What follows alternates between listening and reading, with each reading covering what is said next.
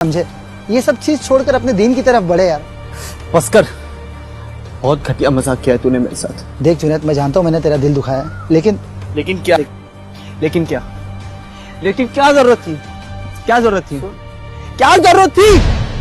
जरूरत थी जुनैद, जरूरत थी। मैं तुम लोगों को ये बताना चाहता था किस तरह हम लोग इस दुनिया की मोहब्बत के पीछे भागे फिरते हैं यार। हाँ, किस तरह अपनी महबूबा को खुश करने के लिए, उसके मैसेज पढ़ने के लिए हम लोग क्या क्या नहीं कर रहे यार। हाँ, यहाँ तक कि वो सामने नहीं है तो भी उसके पसंद और नापसंद का ख्याल रहता है हमें। हाँ, और हमारा रब जिसने हमें पैदा किया है, उसे क्या पसंद है, उसे क्या नापसंद है, उसका हमें जरा भी ख्याल नहीं।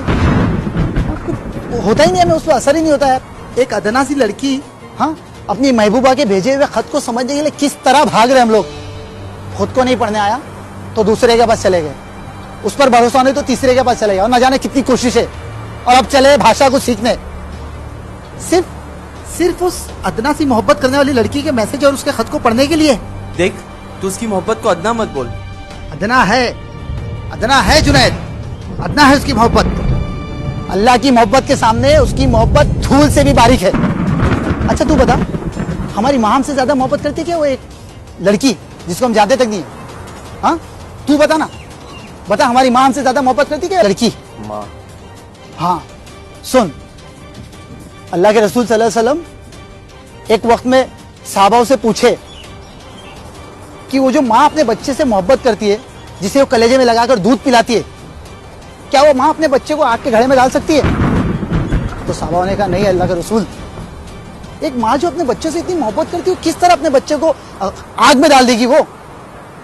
तब अल्लाह के रसूल ने कहा कि जितनी मोहब्बत ये माँ अपने बच्चे से करती है, उससे 70 गुना ज्यादा अल्लाह ताला अपने बंदों से मोहब्बत कर रहा है। सुन जुनैद, अल्लाह ताला अपने बंदों से उससे 70 गुना ज्यादा मोहब्बत करता है।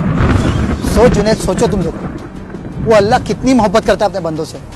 हाँ, उस अल्लाह ने भी हमें एक मैसेज भेजा है, उसमें बताया उसने कि उसे क्या पसंद है और उसे क्या नहीं पसंद है।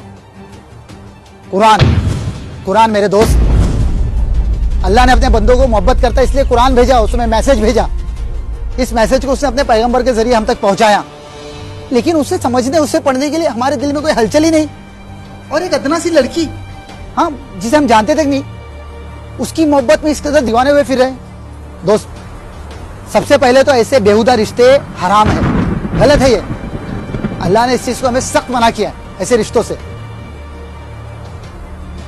लेकिन मैं इस खत के जरिए तुम लोगों को बताना चाहता था, तुम लोगों को एहसास दिलाना चाहता था कि हम भी इस अदना सी मोहब्बत को छोड़कर उस अजीम, सबसे ज्यादा मोहब्बत करने वाले रब के पैगाम को पढ़ने के लिए लपके उस तरफ बढ़े, ना कि छोटी सी मोहब्बत के पीछे भागे। यार पूरी बात ही नहीं सुनता है तू।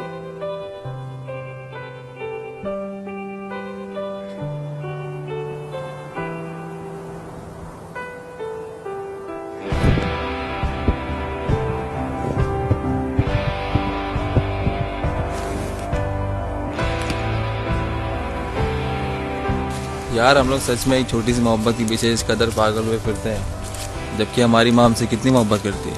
और सोच, हमारा रब हमसे इतनी मोहब्बत 70 माओं से ज़्यादा मोहब्बत करता है। कभी हमने वो जानने की कोशिश ही नहीं की, उसमें भी हमारा ही फ़ायदा है। और उस खत को पढ़ने और समझने के लिए हमारे सर पे जू तक नहीं रेंगती। और इस खत के लिए हम ना जाने क्या क्या कर रहे हैं। अल्लाह,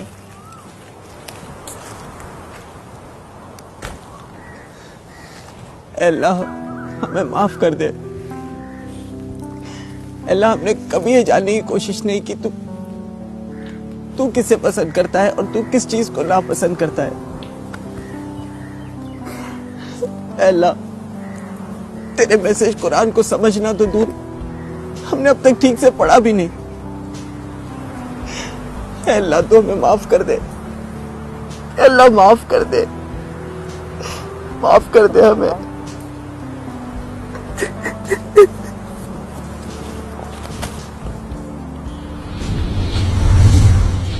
तो दोस्तों, ये थी मेरी कहानी, जिसे आपको बताना ज़रूरी था, क्योंकि हमारी ज़िंदगी में इस तरह के या इससे मिलते जुलते हुए किस्से नज़र आते हैं, जहां हम दुनिया की मामूली चीज़ों को तरजीह देते हैं।